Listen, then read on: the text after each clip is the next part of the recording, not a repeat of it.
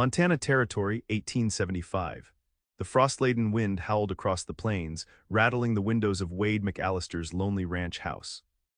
At 26, Wade had already lived several lifetimes of hardship. The last rays of December sunlight caught the golden stubble on his strong jaw as he stared out across the snow-covered pasture. His ranch, the Broken Spur, spread for 500 acres, but on days like this it felt like a prison of his own making. "No Christmas this year," he muttered to himself, his breath fogging the window pane. Not that he'd celebrated the holiday since his parents died in that blizzard 3 years ago. The frontier had taught him one undeniable truth: attachment was weakness. Love was a luxury men like him couldn't afford. The Montana Territory demanded everything a man had just to survive. There was no room for sentiment. Wade turned from the window and surveyed the sparse interior of his cabin. A pot of coffee simmered on the cast-iron stove. His rifle hung above the stone fireplace. A single chair at the kitchen table. Everything a man needed to survive, nothing more, just as he preferred it. He had built this ranch from nothing, and each day was an exercise in pure survival, rounding up cattle, mending fences, fighting off rustlers and wolves. No time for pretty things or celebrations. No need for companionship beyond his horse, Thunder, and his cattle dog, Scout. The emptiness that sometimes gnawed at him during the long winter nights was just weakness, he told himself. A weakness he would overcome, like every other hardship the frontier had thrown his way. As Wade pulled on his sheepskin coat and prepared to head to the barn for evening chores, Scout suddenly leapt up from his place by the fire, ears perked forward. "What is it, boy?" Wade asked, reaching for his rifle out of habit. The dog barked once, then darted to the door, pawing frantically. Wade heard it then, something he hadn't heard in years. The sound was so out of place it took him a moment to recognize it: a baby crying. The wail carried on the wind, faint but unmistakable. Wade flung open the door, rifle in hand, and peered into the gathering darkness. Through the swirling snow, he could just make out the silhouette of a wagon approaching his ranch house. The crying grew louder. Who would be fool enough to travel with a child in this weather? He muttered as he stepped into the snow, Scout bounding ahead. As the wagon drew closer, Wade saw it was being driven by a woman, her slight form bundled in a coat far too thin for the Montana winter. She pulled back on the reins, bringing the exhausted-looking horse to a stop. In her arms, wrapped in what appeared to be several blankets, was the source of the crying, a small baby whose wails cut through the bitter air. "Please," the woman called out, her voice trembling with cold and fear. "I've nowhere else to go." Wade approached cautiously, his rifle lowered but ready. Years of frontier living had taught him to be wary of strangers, no matter how harmless they might appear. The woman pushed back her hood, revealing a face that made Wade catch his breath. She couldn't have been more than 22, with delicate features flushed red from the cold. Long golden hair spilled around her shoulders, contrasting with her blue eyes, eyes filled with a mixture of desperation and determination. Her dress, visible beneath her threadbare coat, was once fine but now travel-worn and spattered with mud. "Who are you?" Wade demanded, his voice harsher than he'd intended. "Faith Northcutt," she replied, clutching the baby tighter as it continued to cry. "My husband is dead and I'm trying to reach my cousin in Helena, but the storm," she glanced toward the darkening sky. "Please, sir." "Not for me but for my daughter. She's only 4 months old." Wade felt something inside him soften at the sight of the infant's tiny, red face. It had been years since he'd been this close to a baby. The last time was when his sister's child was born, just before the influenza took them both. "I don't take in strangers," he said flatly, even as he noted how the woman's lips had taken on a bluish tinge. "There's a town 15 miles north." "She'll die before we get there," Faith said, her voice suddenly steeled despite her obvious exhaustion. "I can pay." She reached into her pocket with one hand, still balancing the baby. Wade held up his palm. "Put your money away." He glanced at the sky, then back at the woman and child. Every instinct honed by years of frontier survival told him to send them on their way. Strangers meant complications. Complications meant vulnerability, and in this territory vulnerability got you killed, but the baby's cries pierced something in him he thought long dead. "One night," he said finally. "You can stay in the barn until morning." "It's warm there."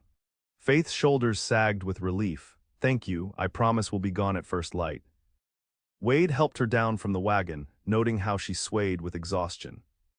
The baby continued to wail as Faith stumbled toward the barn, clutching her daughter close. "Wait," Wade called, the word escaping before he could stop it. "The barn's no place for a baby." Faith turned, hope flickering across her face. You can use the house, just for tonight, he added quickly, as if to reassure himself more than her. As he led the strange woman and her crying child into his home, Wade couldn't shake the feeling that he'd just made a terrible mistake. Attachment was weakness, and weakness got you killed out west. That was the law of the frontier, a law he'd lived by since burying his family. Yet something about Faith Northcutt's determined blue eyes and the tiny life she protected made him question, for the first time in years, if survival alone was enough. Faith's hands shook as she unwrapped her daughter near the fire. "Her name is Lily," she said softly, as the baby's cries finally subsided in the warmth of the cabin. Wade nodded stiffly, keeping his distance. "There's stew on the stove, help yourself." He watched as Faith settled her daughter on a makeshift bed of blankets before serving herself a bowl of stew. She ate with the desperate hunger of someone who hadn't had a proper meal in days, though she tried to maintain her dignity. "Where are you coming from?" Wade asked, his curiosity getting the better of him. "Sint." Louis, Faith replied between bites. "After Thomas, my husband, died, there was nothing left for us there." "That's a long way to travel alone, with a baby." Faith's eyes flashed. "I had little choice, Mr. McAllister." Sometimes the only path forward is the most difficult one. Wade recognized the determination in her voice. It was the same resolve that had kept him going after he'd buried his parents and sister. "Maybe they weren't so different after all. You can take my bed," he said abruptly, standing and moving toward the door. "I'll sleep in the barn with the horses." "That's not necessary." "It is," Wade interrupted. "A lady shouldn't sleep on the floor." Before Faith could protest further, he was out the door, the night swallowing him whole. As he trudged toward the barn, Scout trotting at his heels, Wade couldn't shake the image of those blue eyes and the tiny baby wrapped in blankets. For the first time in 3 years, his empty ranch house didn't feel so empty, and that terrified him. The next morning, Wade awoke to the sound of hammering. He bolted upright in the hay where he'd made his bed, instantly alert. Scout was already at the barn door, not barking but watching with curious eyes. Wade grabbed his revolver and rushed outside. The sight that greeted him was so unexpected he nearly laughed. Faith Northcutt, with her baby securely wrapped and strapped to her back, was attempting to fix a broken wheel on her wagon. Her golden hair was pulled back in a practical braid, and she discarded her thin coat in favor of movement. Each strike of the hammer was determined but ineffective against the wagon's damaged wheel. "What are you doing?" Wade called, holstering his weapon. Faith looked up, blowing a stray strand of hair from her face. "Fixing my wagon. I said we'd be gone by morning." Wade approached, examining her handiwork. "You're going to hurt yourself before you fix that wheel." "Do you have a better suggestion, Mr. McAllister? My daughter and I need to reach Helena." Wade studied the wheel, then glanced at the stormy horizon. "That storm's not done. Even with a fixed wheel, you wouldn't make it 5 miles before being stranded." "We've survived worse," Faith replied, though her voice wavered slightly. Wade looked at her closely. Despite her brave words, dark circles underlined her blue eyes and her hands were raw from the cold. The baby on her back had begun to fuss. "How long has it been since you've had more than a few hours of sleep?" he asked. Faith hesitated. "What does that matter?" "It matters because you're about to collapse, and then what happens to your daughter?" The hammer dropped to Faith's side. For the first time her composure cracked. "I don't have the luxury of rest, Mr. McAllister." "Not anymore." Wade sighed, running a hand through his hair. Every instinct told him to fix the wheel and send them on their way. His life was complicated enough without a woman and a baby. Yet he found himself saying, "Stay until the storm passes. I'll fix the wheel properly."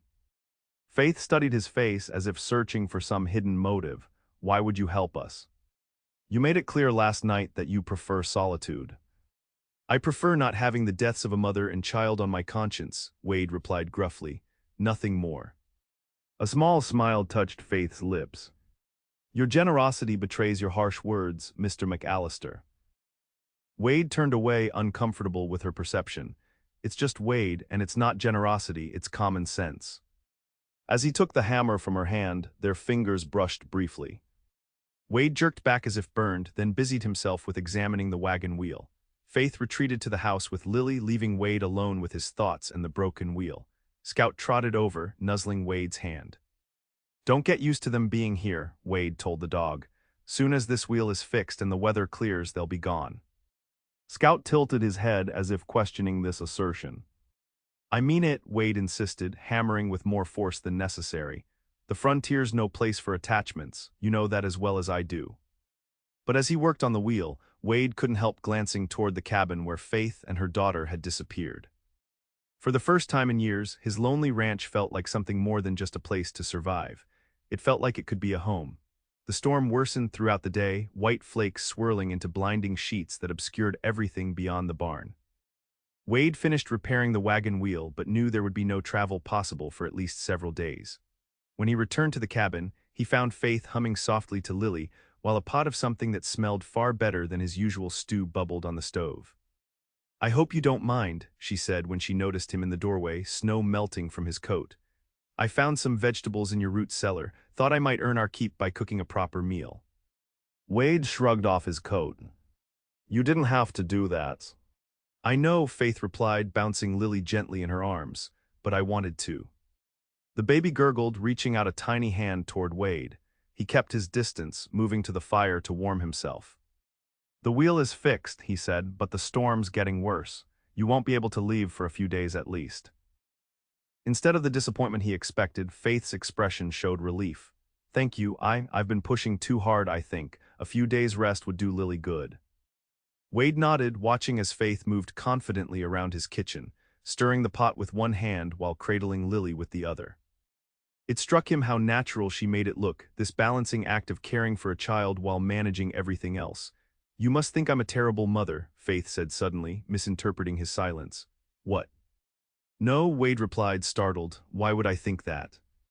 Dragging a baby across the frontier in winter, taking risks no sensible mother would take." Wade moved closer, stopping at the table. "I think you're doing what you have to do. The frontier doesn't give many choices, especially to a woman alone." Faith's eyes met his, surprise registering at his understanding. "Most people judge without knowing the circumstances." "I'm not most people," Wade replied. Then more softly, "What happened to your husband?" Faith's face clouded. She settled Lily in a nest of blankets before answering. "Thomas was a bank clerk in St. Louis 6 months ago. He was killed during a robbery." Her voice remained steady, but her hands trembled slightly as she stirred the pot. "After he died, I discovered he had gambling debts. The creditors took everything, even the house." Wade's jaw tightened. He'd seen too many families destroyed by men's vices.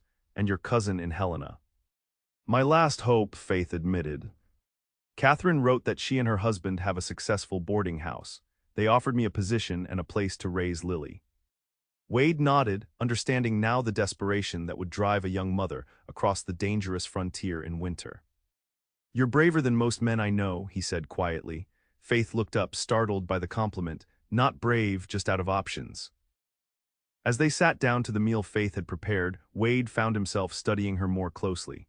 There was a quiet dignity in the way she held herself, despite everything she'd lost.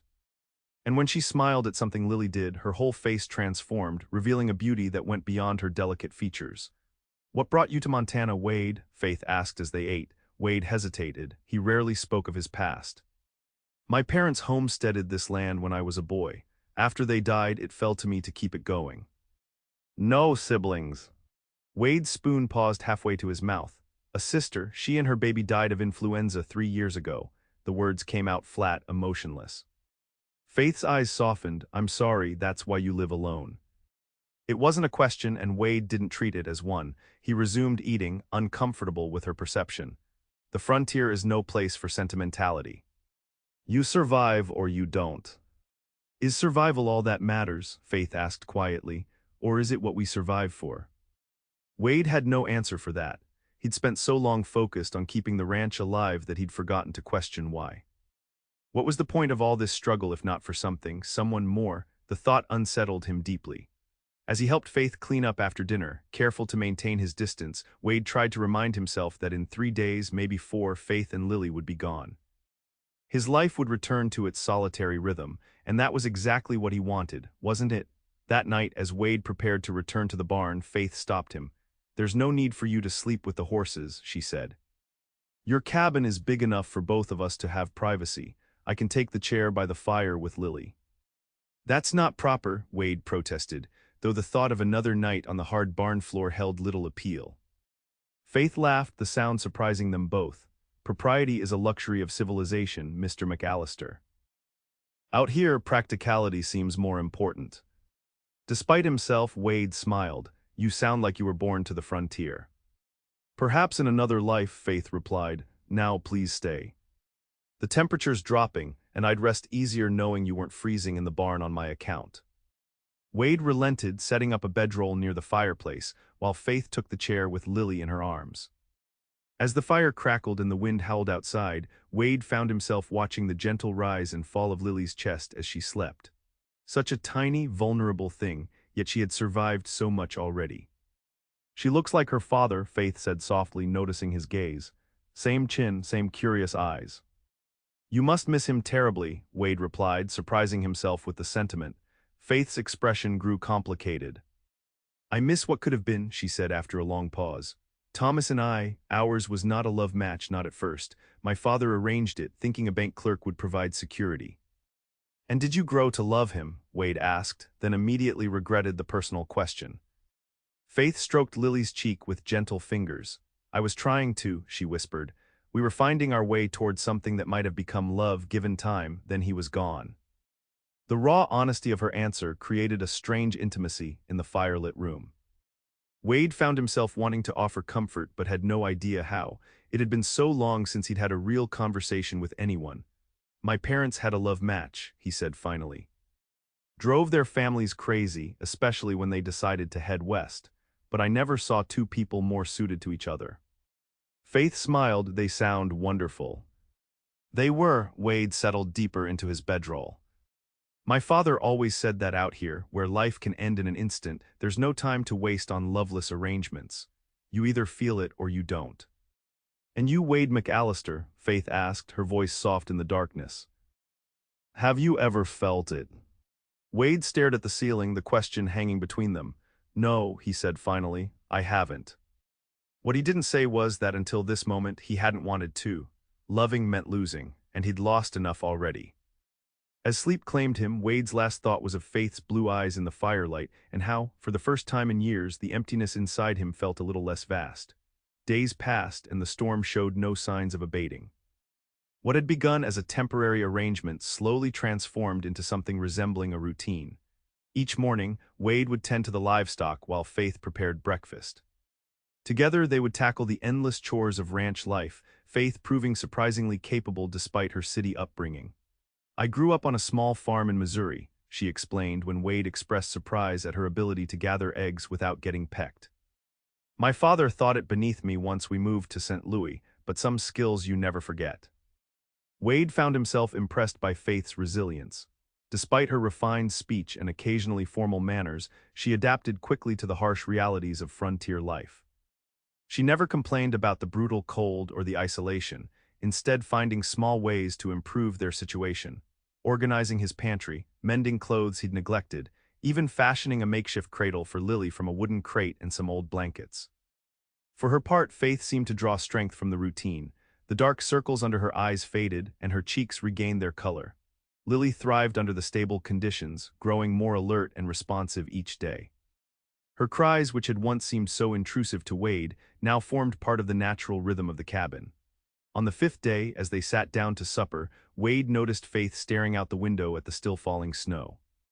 Something wrong, he asked. Faith sighed. Christmas is in 3 days. I had hoped to reach Helena before then, to give Lily her first Christmas with family. Wade shifted uncomfortably. He hadn't celebrated Christmas since his family died. The holiday seemed a cruel reminder of everything he'd lost. It's just another day out here, he said gruffly. Faith looked at him with surprise. Surely you don't mean that. Even on the frontier, Christmas is special. Wade shrugged, focusing on his plate. Maybe for some. Not for me. Faith studied him for a long moment. When was the last time you celebrated Christmas, Wade? The question cut closer than she could know. 3 years ago. Before the influenza took my sister and her baby. His voice was flat, deliberately devoid of emotion. Hard to feel festive after burying family. Faith's eyes softened with understanding. I'm sorry. I shouldn't have pried. Wade immediately regretted his harsh tone. It's fine, just don't expect any Christmas celebrations if you're still here. I don't have decorations or presents or any of that. Of course, Faith replied, though something in her expression suggested she wasn't entirely deterred. Later that night, after Faith and Lily had gone to sleep, Wade found himself restless. He stepped outside onto the porch, the cold air biting at his face as he stared up at the star-filled sky. The storm had finally broken, leaving behind a pristine blanket of snow that glittered in the moonlight. 3 years since he'd allowed himself to think about Christmas. 3 years of telling himself that survival was enough. But watching Faith with Lily, the way she found joy in small moments despite all she'd lost, made Wade question the walls he'd built around himself. The frontier was harsh and unforgiving, yes, but his parents had found happiness here. They'd created a home full of warmth and love despite the dangers. Was he honoring their memory by shutting himself away from such possibilities, or was he simply hiding from the pain of potential loss? As Wade stood contemplating the stars, he heard the cabin door open behind him. Faith stepped out, wrapped in a blanket. "Lily's asleep," she said softly. "I thought I'd check on you." Wade nodded, making room for her on the porch. They stood in companionable silence, watching the moonlight on the snow. "It's beautiful," Faith whispered. "I've never seen stars so bright." "One advantage of frontier living," Wade replied. "No city lights to dim the view." Faith glanced at him. "There are many advantages to frontier living I'm finding, the quiet, the simplicity, the way it strips away pretense." Wade met her gaze, also plenty of disadvantages. Isolation, danger, the constant struggle just to survive. "Yes," Faith agreed, "but perhaps the struggle makes the moments of beauty more precious." She gestured toward the star-filled sky. "Incent. Louis, I might never have really seen the stars." Something about her words resonated deep within Wade. He'd been so focused on the hardships of frontier life that he'd forgotten to look for its beauties. His parents had never made that mistake. Even in the leanest years, they'd found reasons to celebrate, especially at Christmas. "The snow stopped," Wade said, changing the subject. "Trail should be passable in a day or two." Faith's expression clouded slightly. "Yes, I suppose it will." A strange tension filled the space between them, the acknowledgement that their temporary arrangement was coming to an end. Wade was surprised to find the thought brought no relief, only a hollowness he didn't want to examine too closely. "We should get some rest," Faith said, breaking the silence. "Tomorrow will be busy." As she turned to go inside, Wade found himself reaching for her arm. "Faith," he said, her name unfamiliar on his lips, "I've been thinking about what you said." "About Christmas?" Faith paused, her blue eyes reflecting the starlight. "Yes. Maybe we could do something small for Lily." It being her first Christmas and all, the words came haltingly, as if Wade himself couldn't believe he was saying them. Faith's face brightened with surprise and pleasure. "Are you sure?" "I wouldn't want to impose on your solitude." "You're not imposing," Wade replied, surprising himself with his sincerity. "It's been good having you and Lily here." The admission hung between them, more significant than it might have seemed to an outsider. Faith's smile was warm enough to chase away the December chill. "Then we shall have Christmas," she said softly, "a proper frontier Christmas." As they returned to the warmth of the cabin, Wade felt something shift inside him, a crack in the walls he'd built so carefully. The thought should have terrified him.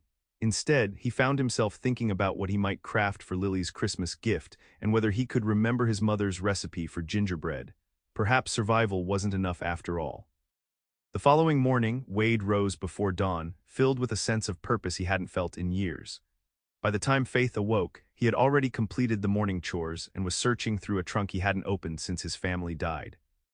"What are you looking for?" Faith asked, Lily cooing in her arms. Wade emerged with a small wooden box. "My mother's Christmas ornaments," he said, a hint of reverence in his voice. "And this." He held up a tarnished star made of tin. "It always topped our tree." Faith's eyes widened. "You're serious about Christmas?" "Said I would be, didn't I?" Wade replied, though his gruff tone couldn't hide the emotion behind his eyes. "Figured if we're doing this, we might as well do it properly." After breakfast, they bundled up against the cold, and Wade led Faith into the forest that bordered his property. Lily, securely wrapped against Faith's chest, watched with wide eyes as Wade chopped down a small pine tree. "Not too big," he explained as he dragged it back toward the cabin. "But my mother always said Christmas wasn't Christmas without the smell of pine." Faith helped him set up the tree in the corner of the main room. Together, they hung the few precious ornaments Wade had salvaged, delicate glass balls, wooden figures his father had carved, and the tin star at the top.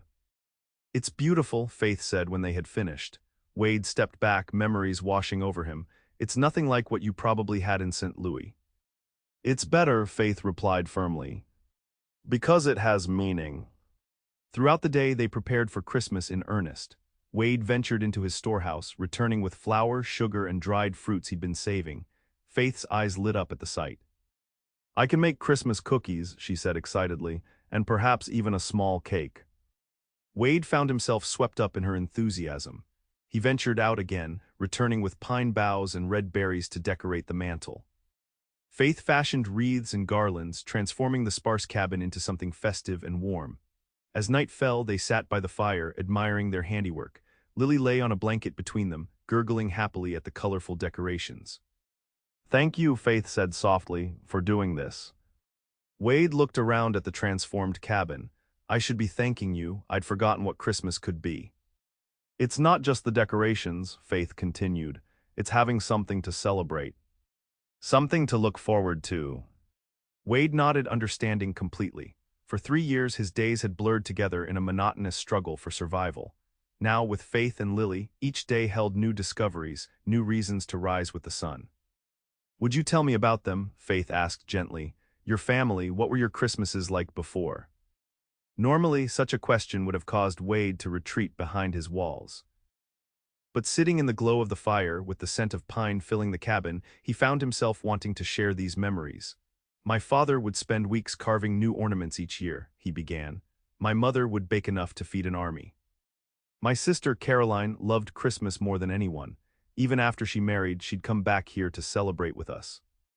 As Wade spoke, the memories lost some of their sting. In sharing them with Faith, they transformed from painful reminders of loss into cherished connections to those he'd loved. "The Christmas before they died was the last time we were all together," he continued. "Caroline's baby was just a few months old, not much older than Lily. My father had carved a special ornament for her first Christmas." Wade pointed to a small wooden horse hanging on the tree. "That one there." Faith reached out, touching the ornament gently. "It's beautiful. Your father was talented." "He was," Wade agreed. "Taught me everything I know about ranching and about life." "He would be proud of you," Faith said. "Building this ranch, surviving despite everything." Wade wasn't so sure. Would his father be proud of the man he'd become, closed off, bitter, afraid to connect? Or would he see Wade's isolation as a failure to honor the most important lessons he'd taught his son? "Maybe," Wade said, "but I think he'd say I've forgotten the most important thing he tried to teach me." "Which was?" Wade stared into the fire. "That a ranch is just land and buildings. It's the people who make it a home." The words hung in the air between them, heavy with implication. Faith's eyes met his, understanding dawning in their blue depths.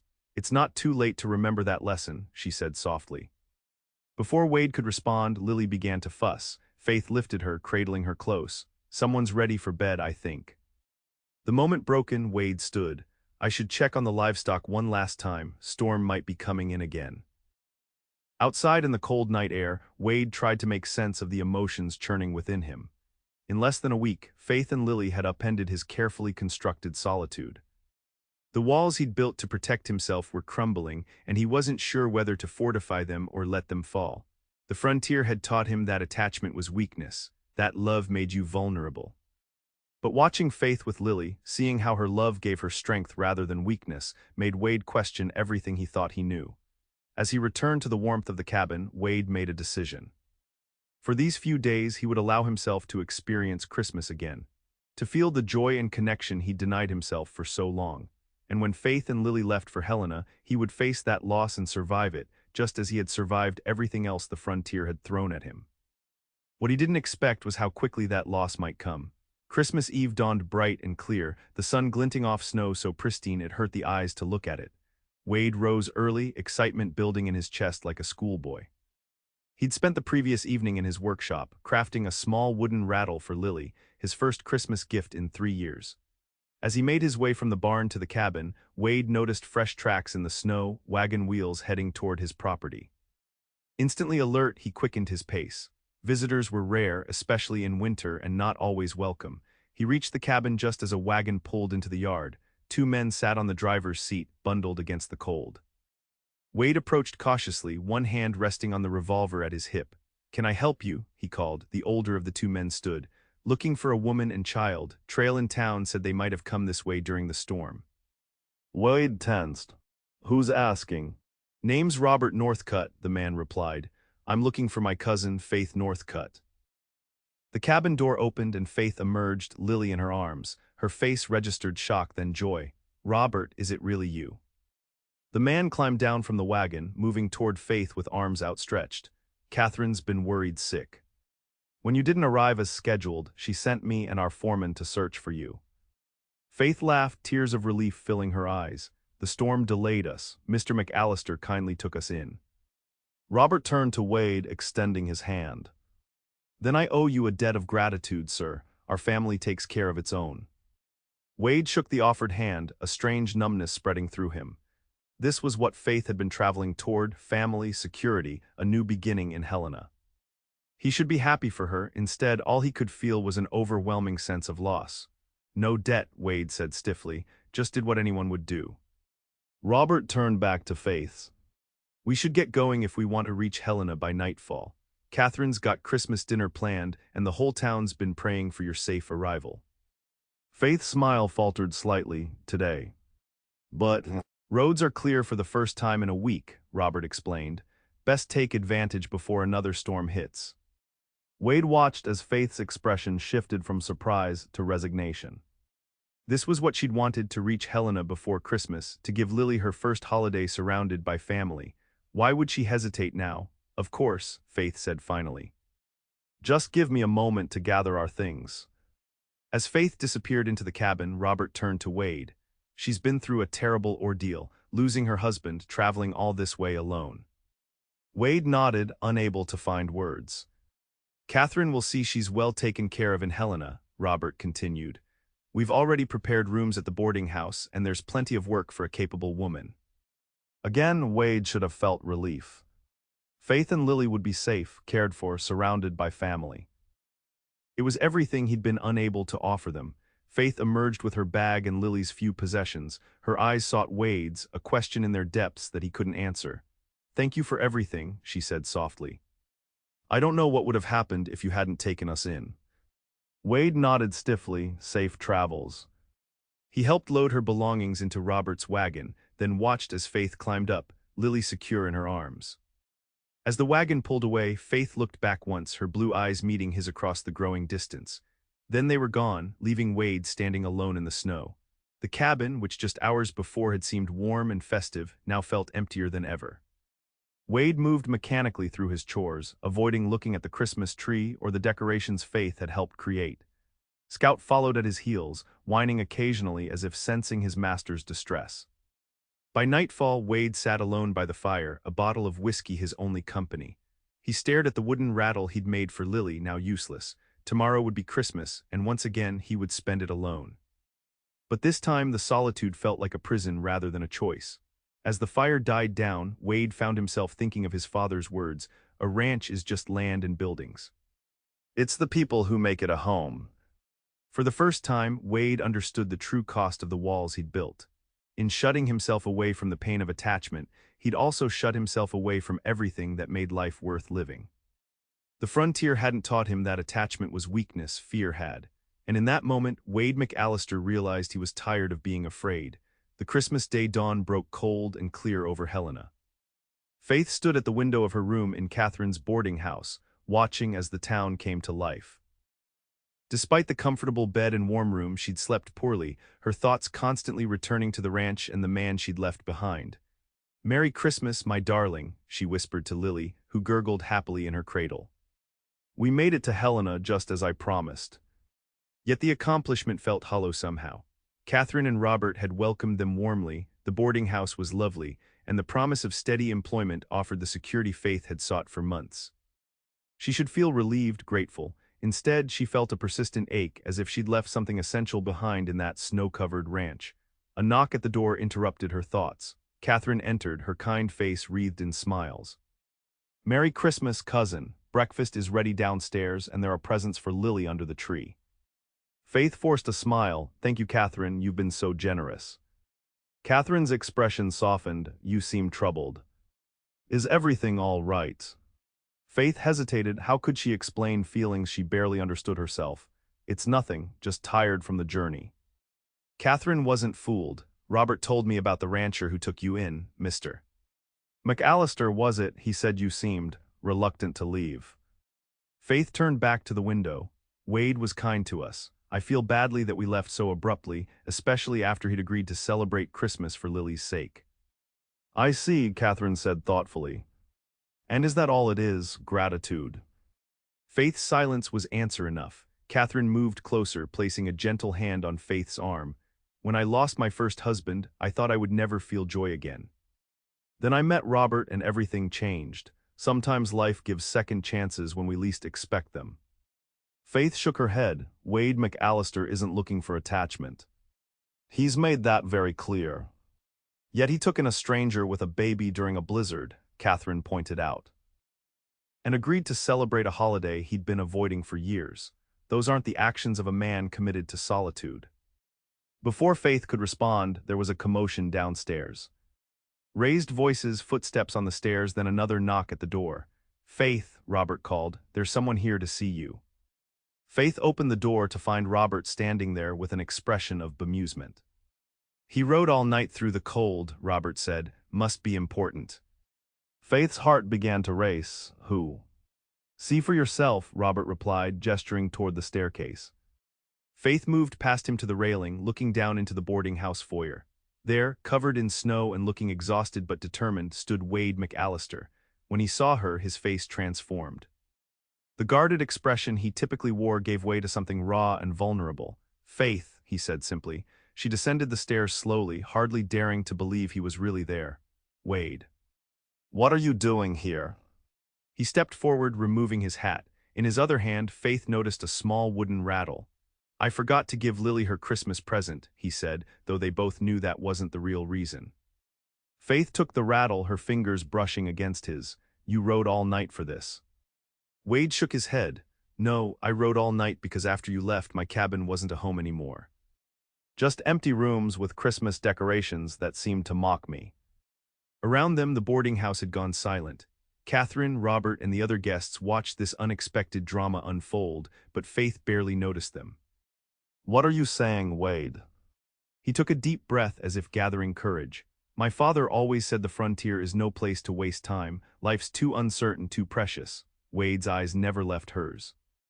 I've wasted 3 years hiding from loss. I don't want to waste another day. Faith's heart hammered in her chest. And what does that mean for us?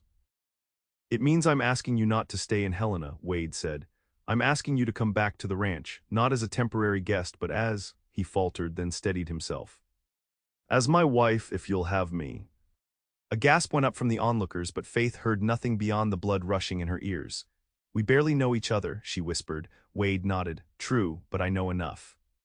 I know you're the strongest, most determined woman I've ever met. I know you love your daughter with a fierceness that takes my breath away. I know that in 5 days, you brought more life to my ranch than it's seen in 3 years. He stepped closer, taking her hands in his. And I know that I started falling in love with you the moment you arrived with Lily in your arms, though I was too afraid to admit it until you were gone. Faith felt tears welling in her eyes. The frontier is harsh, she said. You've always said that attachment is weakness. I was wrong, Wade replied simply. Love isn't weakness, it's strength, you taught me that. Faith thought of the lonely months after Thomas died, of the grueling journey west, of the blizzard that had nearly claimed their lives. Then she thought of the warmth of Wade's cabin, of his gentle hands crafting a rattle for Lily, of the Christmas tree they'd decorated together. Yes, she said finally, her voice steady despite the tears on her cheeks. Yes, I'll come back to the ranch. Yes, I'll be your wife. Wade's face broke into a smile so radiant it transformed him completely.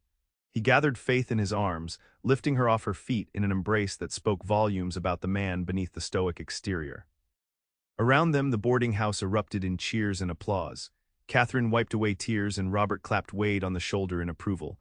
What about the minister? Someone called. It's Christmas Day. Robert laughed. Reverend Phillips always comes for Christmas dinner. We could have a wedding before dessert. Faith looked up at Wade, overwhelmed by how quickly life could change. Are you sure this is happening so fast? Wade's eyes, once so guarded, now shone with certainty. I've never been more sure of anything in my life. But if you need time. No, Faith interrupted. No more wasted time, not on the frontier.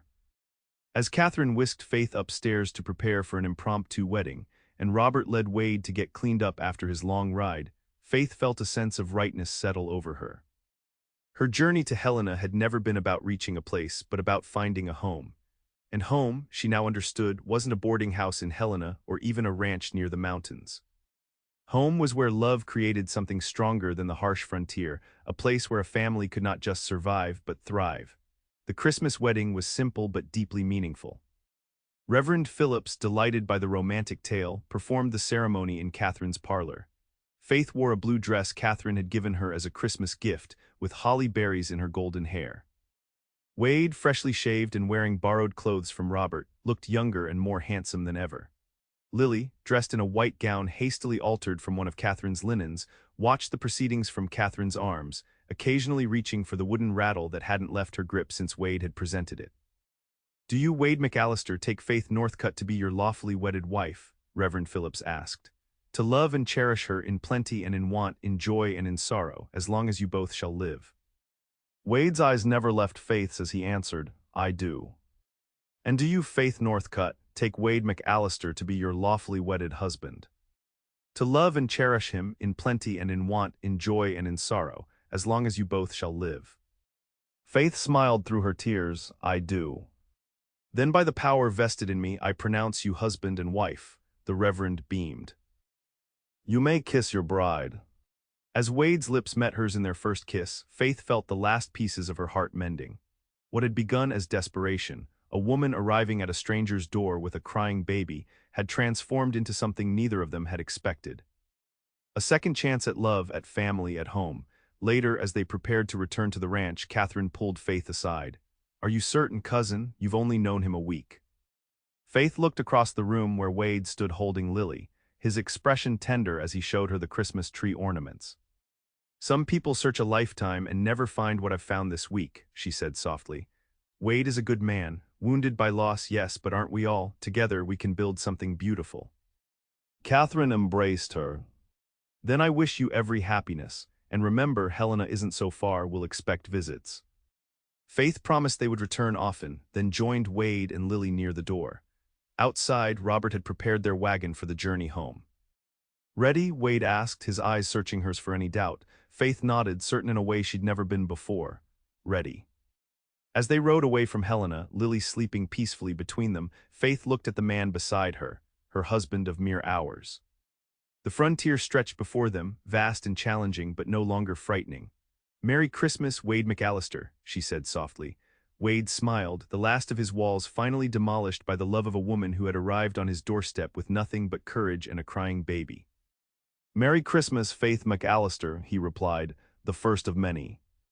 And as they journeyed toward their ranch, their home, Faith knew that life on the frontier would never be easy. There would be harsh winters and failed crops, sickness and hardship. But there would also be love, family, belonging. The woman who had arrived with a crying baby had found more than shelter from a storm. She had found a man whose wounded heart matched her own, and together they had discovered that even in the harshest territory, love could take root and flourish. The rancher who had planned no Christmas until a woman arrived with a crying baby now rode toward a future filled with Christmases, each one a celebration of the family they would build together. A family that had begun in the most unexpected way, with a blizzard, a kindness, and the cry of a baby on a cold winter night.